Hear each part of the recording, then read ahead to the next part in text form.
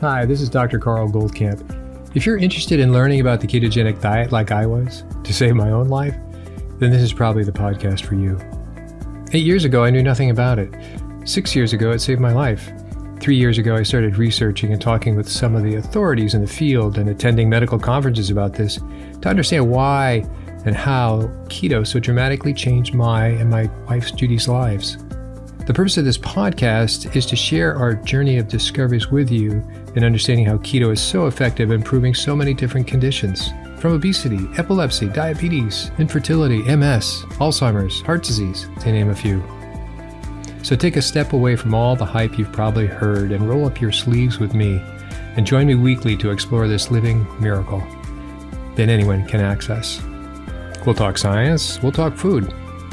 We'll explore its history and evolution to today, which is that the sheer wonder of the ketogenic way of eating has changed untold number of lives, unlike anything before it.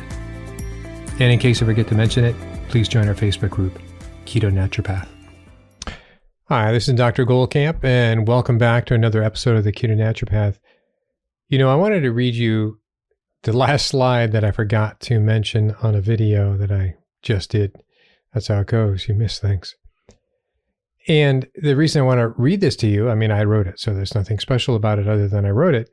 But it's like, so why do I do this podcast? Why do I do the videos? You know, what's the big deal? Do I think I'm going to be a big hitter? Do I think I'm going to be a movie star or I think that clearly that's not apparent yet. How's that?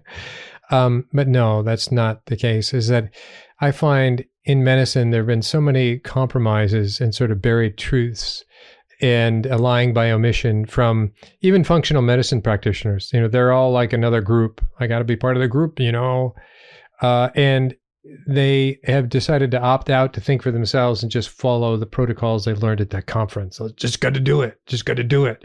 And they talk with the same sort of idioms they just learned. So they feel current.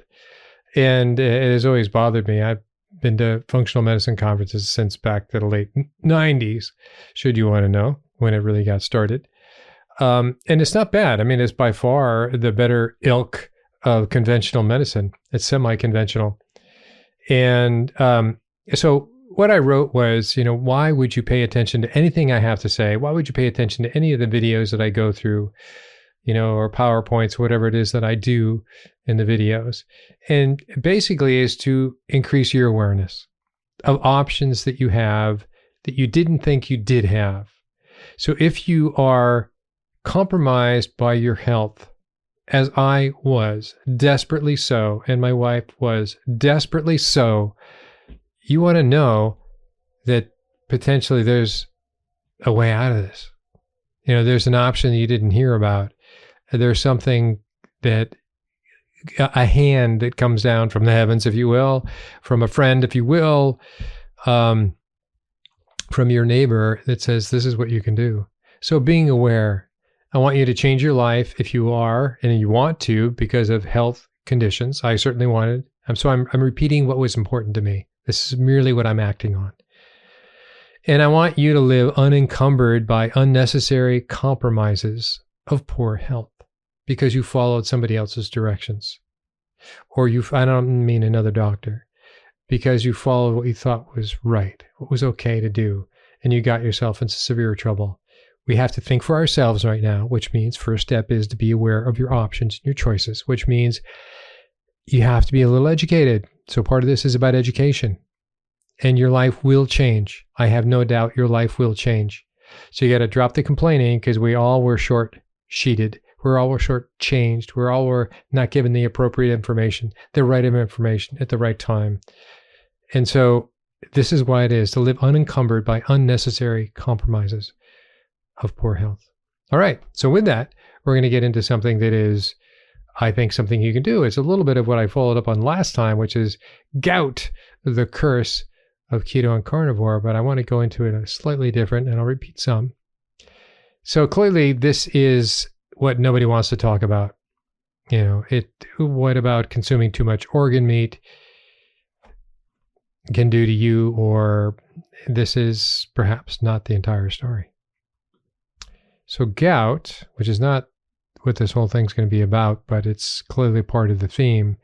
Gout was a driver in the awareness of the public about a thing called uric acid. So gout, once the disease of gluttonous aristocrats, now is tormenting the masses. And by the way, that wasn't me. That was a title of an article from the New York Times on November 13th, 2020. So it can be tempting to ascribe the affliction's prevalence to our current climate of indulgence. But that's not the full story. Absolutely, it's not the full story. From the 1960s to the 1990s, the number of sufferers more than doubled in the United States and has continued to rise. So that was just from the 60s to the 90s. Now, and that was 30 years. We can safely assume it has doubled again. So it has quadrupled since the 1960s. I just, by conjecture, went from 1990 to 2020. Okay, it's all about uric acid. And so what does that tell us? Or is it all about uric acid? Recent attention to uric acid has been, in my view, misleading and incomplete. But you need to know what causes elevated or hyperuricemia, which is elevated uric acid in your blood. It's a blood test, common blood test, cheap blood test. It's arguably as cheap as insulin. And what causes gout? They're similar, but not necessarily the same. So the problems of high levels of uric acid in your serum, so we're just going to call it UA and high levels, whatever, is the risk of dementia may be increased by high uric acid levels in elderly people. So when they go around, check elderly people, and this is basically from a study, a 12-year study follow-up in the EU. It's a big French study, by the way, and it came out in 2017 or really 2018, to review those 12 years. So that's a big deal. And they said uric acid is a thing. Your elevated uric acid correlated with dementia and Alzheimer's, period. That's what they're saying. Gout and the risk of dementia, a nationwide population-based cohort study 2015 from Taiwan. So they did another population study about the same time, and they did it on gout, not just about UA. And it said uric acid was proposed to have an antioxidant property and possibly neuroprotective effects. We examined the association between gout and dementia with a population database. And we found out that gout, so I'm not saying uric acid, gout had a lower risk of developing non-vascular dementia and vascular dementia. It's basically lower risk of dementia, period. So conclusions were that gout has a lower risk. So why is this the case? I'll give you the punchline now because I want you to learn and not to sort of hang on till the end. And so the reason this is, and it took me a while to go, wait, didn't we just have conflicting information? In one way, we were saying uric acid was higher, it was correlated with dementia in elderly people. And now we're saying gout, which is about elevated uric acid, is not associated with. So gout, which is crystals appearing in your joints, primarily the ball of your foot and other places, could be your knees, could be your wrists, and so on and so forth. So gout is basically an early warning sign. So people who had gout, think of Benjamin Franklin, who obviously wasn't demented at the end of his life, is that they go, my foot is so painful. They have this severe pain. It's like an alarm goes off. And the alarm is saying, you have to take care of your uric acid levels. So think of the people who didn't have that alarm. So if you got gout and your levels were 5 and 6 and 7 and your alarm went off, you're obviously very motivated to take care of it. But if you didn't have gout at the uric acid levels of 5, 6, and 7, and they went up to 8 and 9 and 10 and even 11 higher, and you never got the alarm, you never had gout, well, you're going to get dementia and you're going to get Alzheimer's. You're going to get the cerebral shutdown of cognitive decline only because you didn't get the alarm. You don't want gout. That's very painful. But that's the difference. And so by getting the alarm going off at 5 and 6 and maybe 7, they took medications or whatever their method was. They pulled down the uric acid and they kept their uric acid low because they didn't want gout. So consequently, it didn't climb to 8 and 9 and 10 and 11 and 12. So that's the difference. They acted. So gout is so painful, you can't not act. Okay. I mean, you can also, you don't want to get gout and you want to stay in the 2s and 4s, but let's get on to it. Okay. So factors that affect uric acid, you know most of those by now. We've talked about that before. So it's like heavy alcohol use, especially beer and hard liquor, foods high in purines, which are the breakdown products of all living cells, your DNA, your RNA, and your ATP. Included red meat organs like liver, but actually the organ meats that are most associated with elevated uric acid is liver, is kidney, and is what they call sweetbreads, which is thymus. Thymus is the organ under their breastbone, or whatever animal we're referring to, and some seafood, including shellfish, sugary sodas, which is fructose, and foods with fructose and sugar, a lot of sugar, because sucrose is 50% fructose.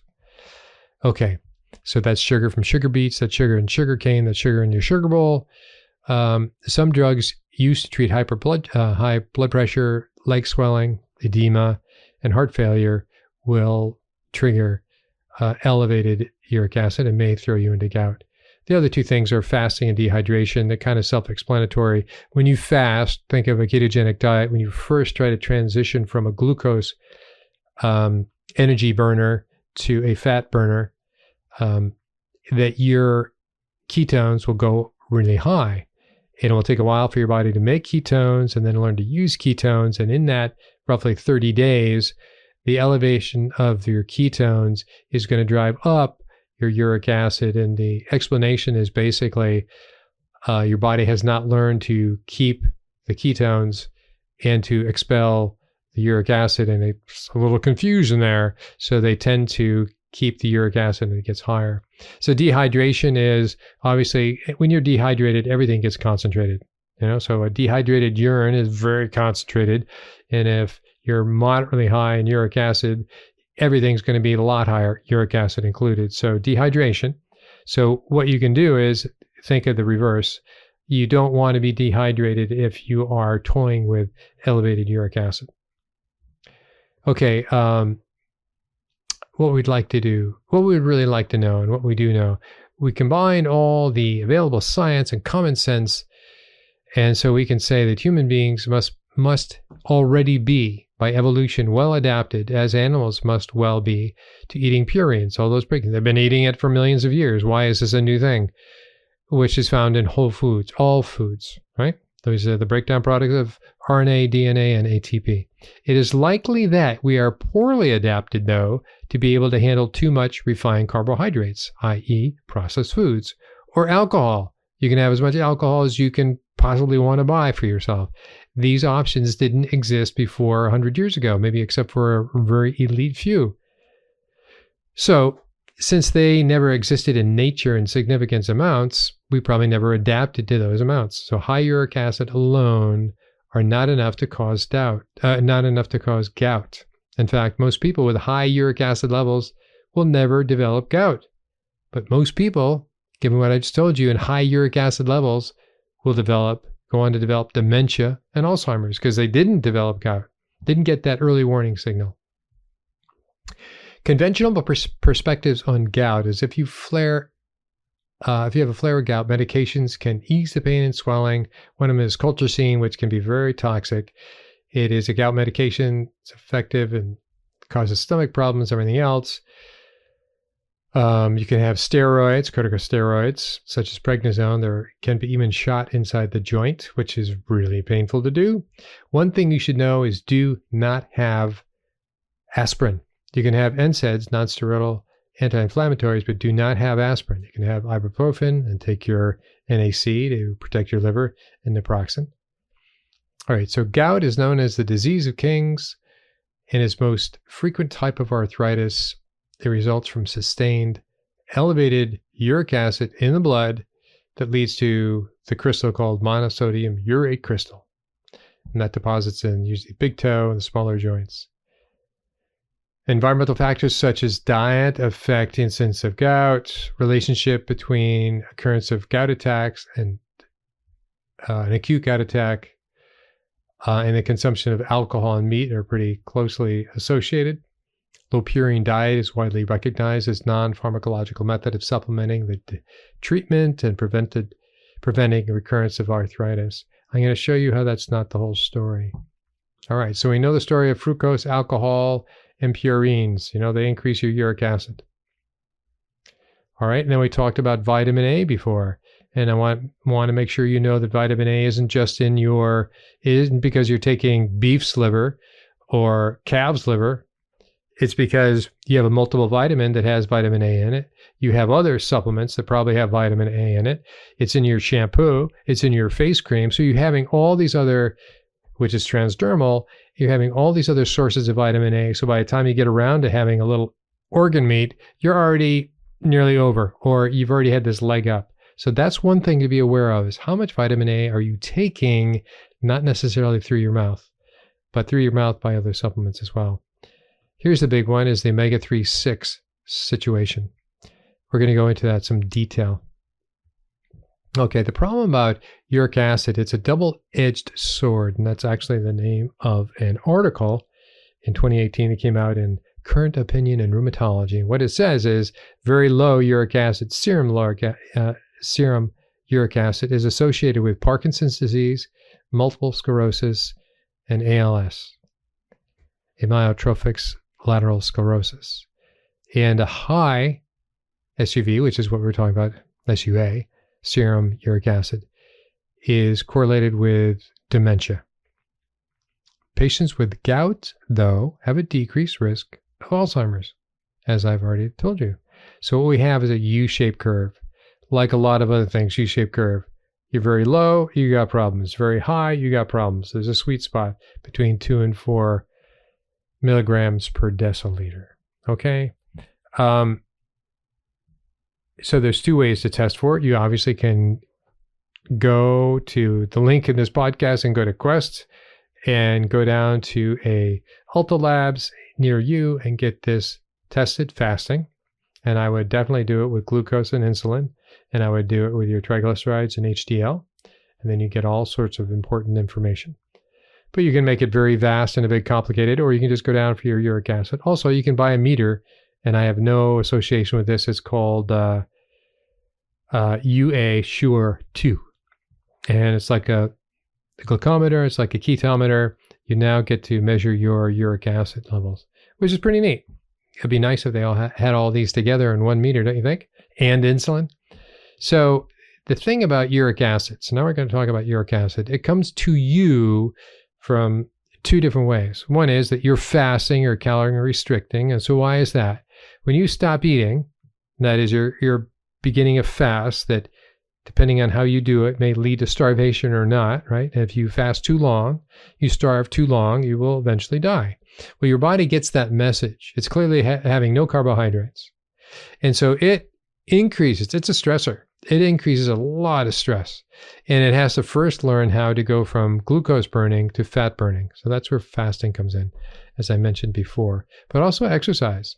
So if you're doing high intensity training, really of any aspect, I do slow weight resistance, high intensity training, and that will drive up. First is you're going to drive up your glucose because you need it. If you're forcing yourself that much, you need glycolytic action. So we're not talking in the moment of that high intensity training. We're saying you're doing it on a regular basis. It's going to be dropping your normal average glucose numbers, and it's going to be dropping your normal average insulin numbers, and it's going to be dropping your uric acid numbers. Okay, so that is all called AMP kinase, as opposed to, so that's the fasting and exercise side of things, right? As opposed to AMPD, which is when you are now packing on, you're eating because as we all evolved, winter, should we be living in an area that does have winter, food is not around. You can't grow things in the winter. You either stored it and you put it away in your root cellar or wherever it was, or you canned it or you jarred it or whatever. If you didn't put it away, you're not going to have anything to eat for the winter. So the whole idea was in the fall, during the times of harvest, Thanksgiving, you had a lot of grains, you had a lot of seed oils, you had seeds, which are grains, and you had a lot of fruits that came on, whether they're berries or fruits and so on. So you had a lot of fructose. So the combination of high fructose and a combination of high omega-6 linoleic acid, which is what we've talked about before, tells your body to don't burn these calories we're consuming, store it. So it's basically an obesity way. It wants you to get obese, because if you're not obese going into winter, think of the bear, that what are you going to eat? How's your body going to survive?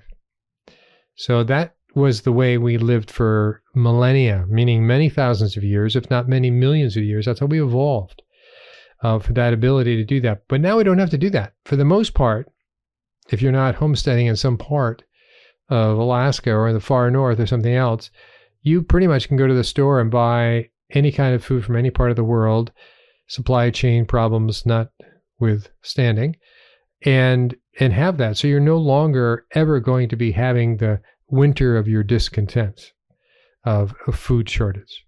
So that's that. So consequently, you don't have the fruit, you don't have the winter, you don't have to put food away, you don't have the food scarcity, and therefore you have no need to eat the harvested foods of the fructose and the berries and the fruits and so on in the grains. So you're not going to have elevated fructose and omega-6.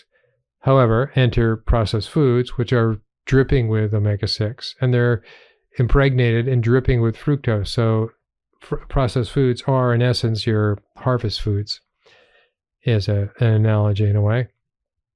And they cause that problem. So the choices are having high uric acid that leads to obesity, gout, dementia, and Alzheimer's, or learn to avoid these foods that are high in fructose and high in omega-linoleic acid. Or hopefully you'll get your labs done and you'll be a little more savvy about yourself, about the high omega-6-3 ratio. That would be a good place to start. Okay? So you're avoiding foods that are cooked in or contain omega-6 and or are sweetened with high fructose corn syrup or sweetened with even sugar. So the silver lining about the lower risk of gout's silver lining about the lower risk of Alzheimer's is what I explained to you, is because they had an alarm system that exploded, a very painful alarm system. So they acted earlier than everything else. And so consequently, long term, they did not have chronically elevated levels of uric acid. Odd way of looking at it, but that's how they're looking at it. Okay, conventionally, there's just two ways to treat uric acid. One was, hey, don't do the foods, don't do the alcohol, purines, or fructose. And now I'm saying, if we're looking at diet as a trigger, then you're going to have to look at your omega-6-3 ratio and focus on your omega-3 foods and or supplements, and think of the references to Dr. Artemis Anopoulos and the interview I did with her and that reference. And also the other is, all right, block the enzyme xanthine oxidase, which is how uric acid is made. So we can block that enzyme, then we have less uric acid. And you could add to that, we drink more fluids, and so we're not dehydrated. And also we're going to get into the omega-6-3 keeps you from absorbing, reabsorbing it to your kidneys, your uric acid. So if we can have more omega-3s, that's the trick there. Coffee. Chlorogenic acid is the polyphenol that makes coffee work and does not make tea work. Tea doesn't have this. So if you're a coffee drinker, you can control your uric acid better. That's not going to be the only thing you need to do. And that's well studied. And by the way, uric acid looks almost identical to caffeine, so they're almost interchangeable. And there's theories that that's why caffeine, even though caffeine is supposed to be kind of neutral, depending on what you read. Okay, so there's that. Tea does not help at all. In fact, it makes it worse. And there's a big study that came out just a couple of years ago from China. Vitamin A we talked about.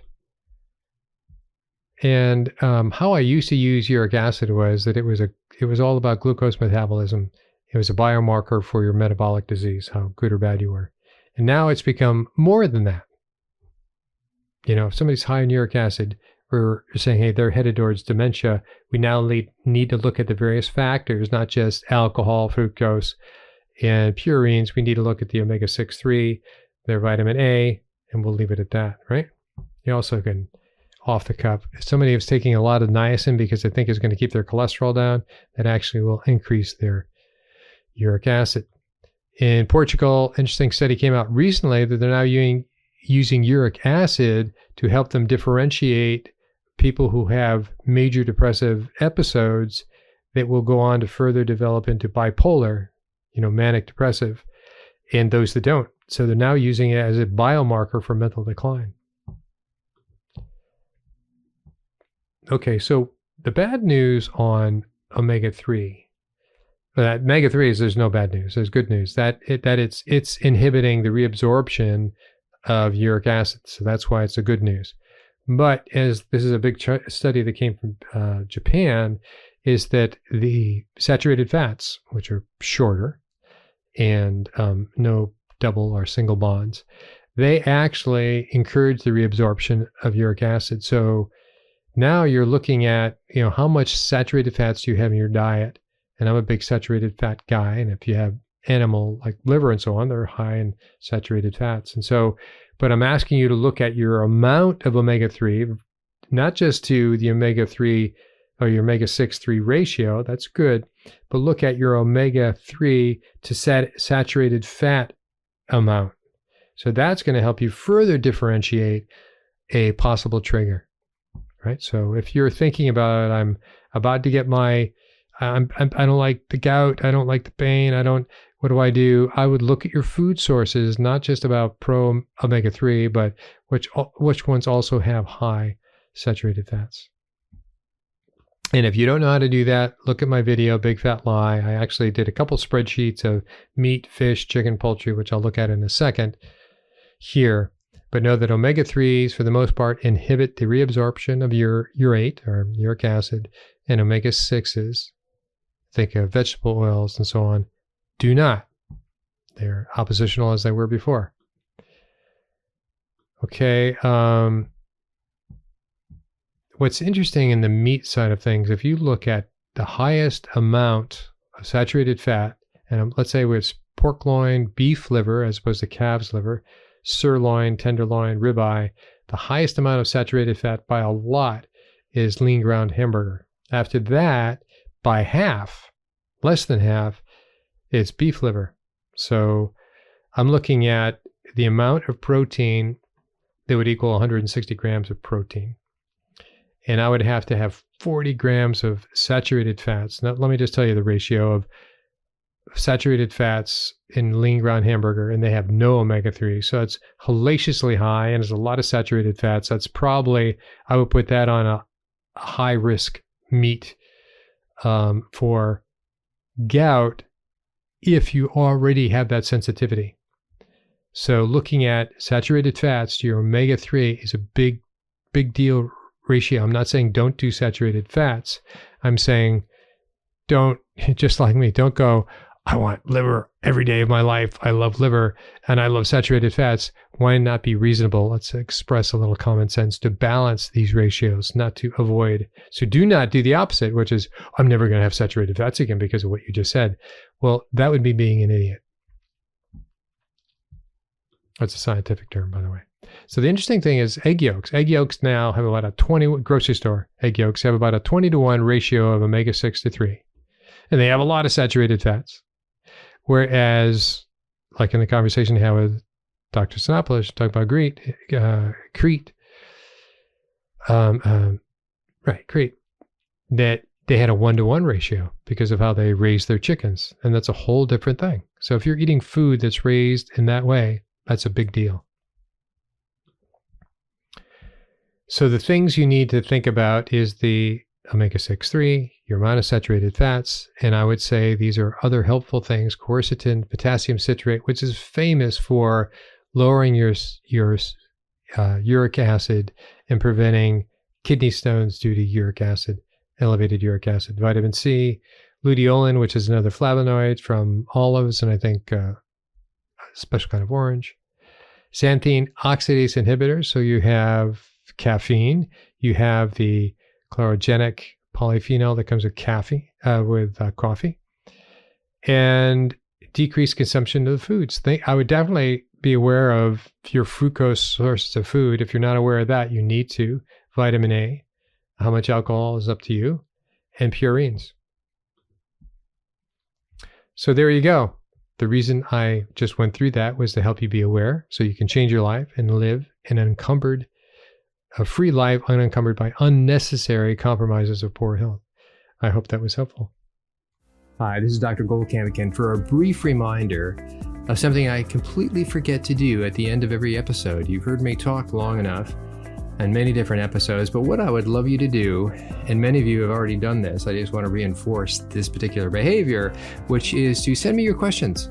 Send me your questions and anything you have about keto. If there's something that I don't know, I will look it up. And if it's something that intrigues me, I will probably make an episode, a podcast about that particular topic. So what you need to do is to send me your questions at drgoldkamp@ketonaturopath.com. So that's DRGOLDKAMP at KETONATUROPATH.com. Dr. Goldkamp at ketonaturopath.com. Feel free to join our Facebook group, which is also ketonaturopath.com. That's been growing lately. You also have to answer a questionnaire should you choose to join. And I don't ask for your email. I ask that you follow our terms. I try to avoid advertising and the obvious interruptions of just a good Facebook group.